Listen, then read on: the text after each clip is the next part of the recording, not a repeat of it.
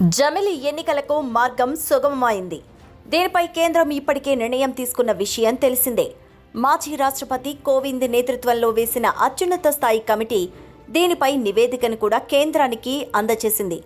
ఆ తర్వాత రాష్ట్రాలతోనూ చర్చించారు.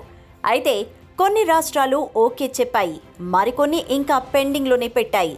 ముఖ్యంగా కాంగ్రెస్ సహా స్థానిక పార్టీల నేతృత్వంలో నడుస్తున్న ప్రభుత్వాలు ఉన్న రాష్ట్రాలు మాత్రం జమిలికి ఇంకా గ్రీన్ సిగ్నల్ ఇచ్చిందే లేదు.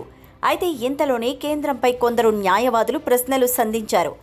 ఒకేసారి ఎన్నికలు నిర్వహించడం ద్వారా ఎన్నికల సంఘం ఏ మేరకు పనిచేస్తుంది అంటూ వారు సందేహాన్ని వ్యక్తం చేశారు. అదేవిధంగా జమిలి నిర్వహణతో ఖర్చులు తగ్గుతాయని, ప్రభుత్వ ఖజానాకు ఆదా పెరుగుతుందన్న వాదనను కూడా వారు కొట్టేశారు. ఇక ఒకే దఫా ఎన్నికల నిర్వహణ ద్వారా అవినీతి పెరుగుతుందన్న వాదనను కూడా తెర మీదికి తెచ్చారు. అయితే వాటికి కేంద్రం నుంచి సరైన సమాధానాలు ఇంకా రాలేదు. దీంతో ఢిల్లీ బార్ అసోసియేషన్తో సహా దేశవ్యాప్తంగా వందల సంఖ్యలో సుప్రీంకోర్టులో పిటిషన్లు పడ్డాయి. ఈ నేపథ్యంలోనే కేంద్రం కూడా సుప్రీంకోర్టు మాజీ రాష్ట్రపతి ఇచ్చిన నివేదికను కూడా అందజేసింది. ఆ నివేదిక ప్రకారమే తాము వ్యవహరిస్తున్నామంటూ పేర్కొంది. దీనిపై అధ్యయనం చేసి పిటిషన్లను క్వాష్ చేయాలంటూ అభ్యర్థించింది. ఇక తాజాగా సుప్రీంకోర్టు ఈ నివేదికను పరిశీలించింది. జమిలి ఎన్నికలపై సానుకూలంగా నిర్ణయం తీసుకుంది. కేంద్రం ప్రతిపాదించిన ఖర్చు తగ్గింపును సుప్రీంకోర్టు కూడా సానుకూలంగా అంగీకారం తెలిపింది.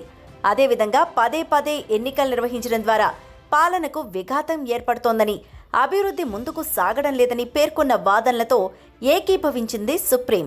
ఇక ఈ క్రమంలోనే తాజాగా సుప్రీంకోర్టు జమిలి ఎన్నికలకు ఓకే చెప్పింది. దీంతో ఇప్పటివరకు ఉన్న అడ్డంకులన్నీ తొలగిపోయాయి. లెక్కలు కూడా సరిగ్గా సరిపోయాయి. ఇక దేశవ్యాప్తంగా మెజార్టీ రాష్ట్రాలు అనుకూలంగా ఉన్న నేపథ్యంలో వచ్చే వర్షాకాల సమావేశాల్లోనే దీన్ని ప్రవేశపెట్టి ఆమోదం పొందే అవకాశం కూడా ఉన్నట్టు తెలుస్తోంది.